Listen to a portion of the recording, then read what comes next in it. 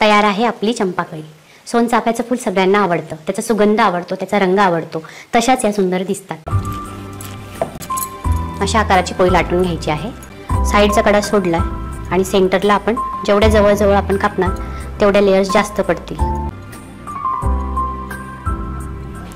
Side सोडून आपण सेंटरला कापून घेतलेला आहे। अशा लेयर्स झाल्या पाहिजे। फोल्ड करायचे आहे।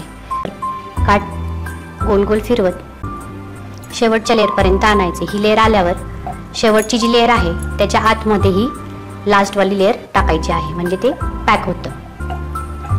तयार झाली आपली ही चंपाकळी। ही तळताना पदर सुटतात। लाटून तयार करून घेतल्या आहेत मी चंपाकळी। आपण आता या तळूया।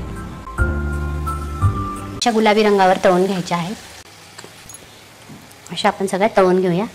पदार्थ आवडल्यास लाईक करा, शेअर करा आणि चॅनलला सबस्क्राईब करा।